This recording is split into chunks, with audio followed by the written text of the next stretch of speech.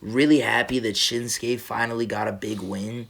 That It was feels like interesting, he's bro. been needing one of these moments for a long time. I did not expect that at all, but I was also pretty surprised. I'm not gonna lie, like I had mentioned on the previous episode that I was disappointed in the fact that we were kind of booking ourselves into a corner. That's one of the things on this show and just in general I've called out is being something I'm really not a fan of, where either result has pretty significant negatives to it. But I feel like this was the better result overall. Like, LA Knight will be able to bounce back from this. Shinsuke losing would have he would have been cooked at that point. There's nothing to bounce back from.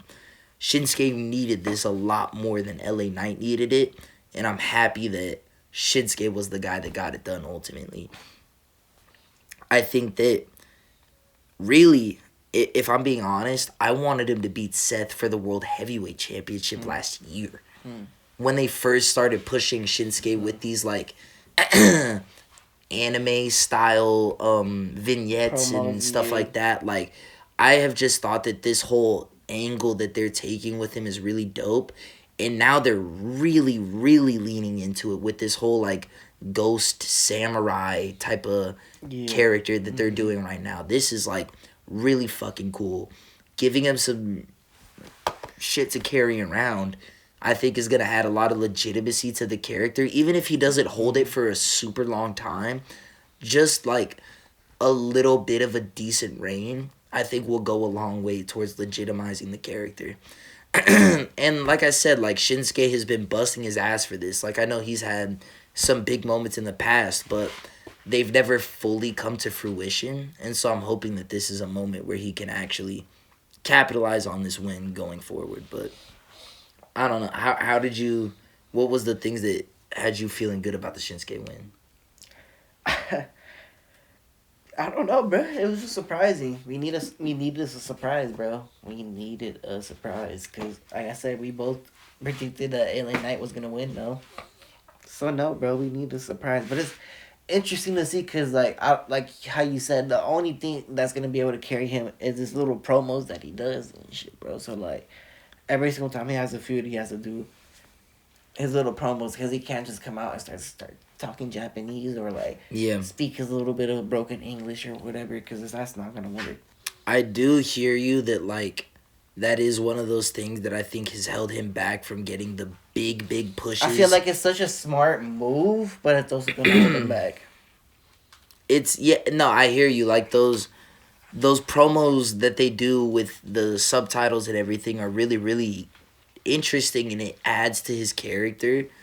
Like I said, it's such a smart move because it connects him being able to do a whole promo and him being able to speak whatever he needs to speak and shit like that, and then it makes it interesting and makes a little fucking sequence and shit like that. But how long is that gonna last though?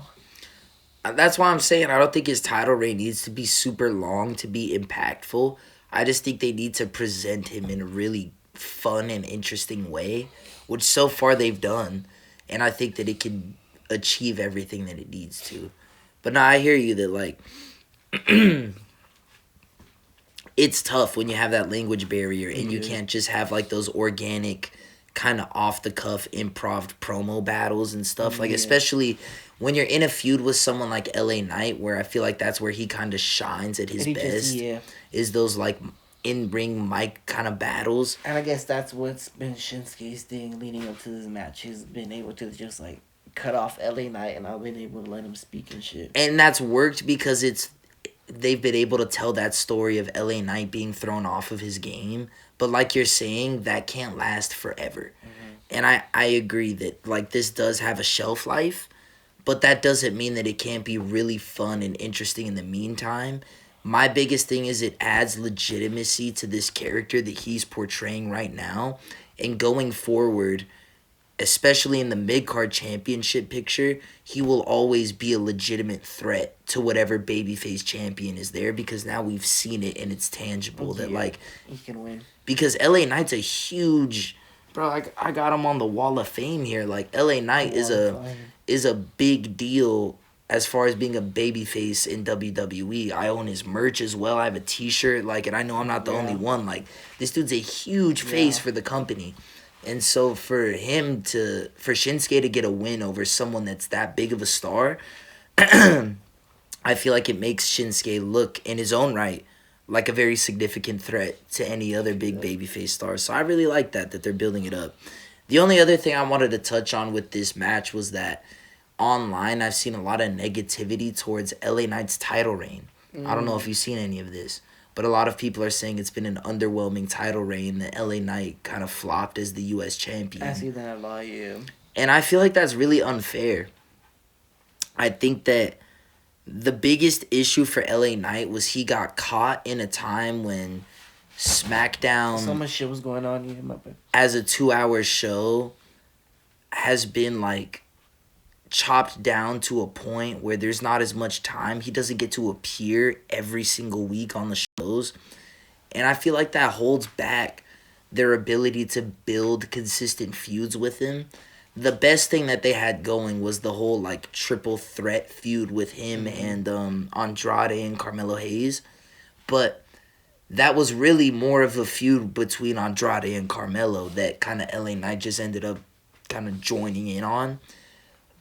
I feel like if they would have given him a really strong heel to work against and have a good feud, he could have done a lot more with it. But it's one of those things where a lot of times the babyface is just better on the chase.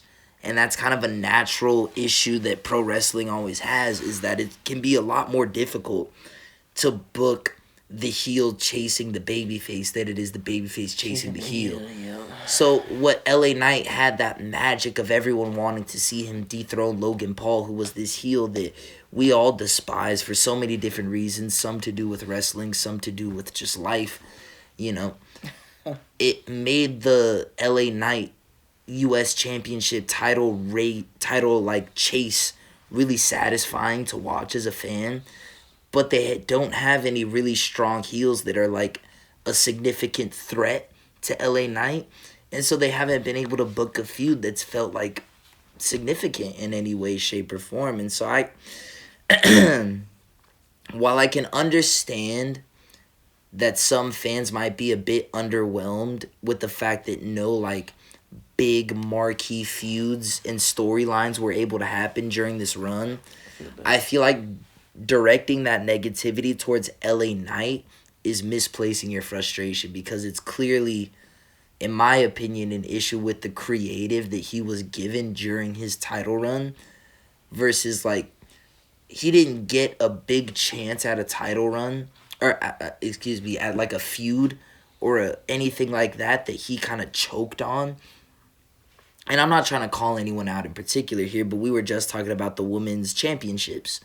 And so I look at Nia Jax, who had her feud with Bayley that lasted for multiple PLEs. And Bayley is a top-level babyface in her own right, has had multiple championship runs. But that feud has ultimately fell flat. A lot of the promo segments have become memes. It's not something that is really strong.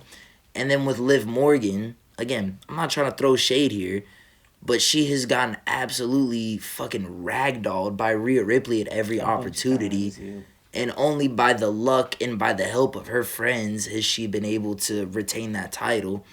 And so I'm looking at other champions in the company who have had chances to feud with like top-level marquee talent, but for whatever reason, those feuds have just fallen kind of short. And again, that's not necessarily on the talent themselves. But I'm just saying that it's impossible for me to understand how fans are coming at LA Knight when he hasn't even gotten the chance to have a feud like some of the other champions in the company have had that have fallen short in recent memory. Like, they didn't even give this dude a chance. And it's just, I don't know, man. If you want to be a bit underwhelmed with the overall title reign, fair enough. But to direct that negativity at LA Knight specifically, I just don't get that. To me, that's you don't understand. I don't know. I feel like that's people who don't know what's going on, man. I don't know. But that was all I had on the U.S. Championship match.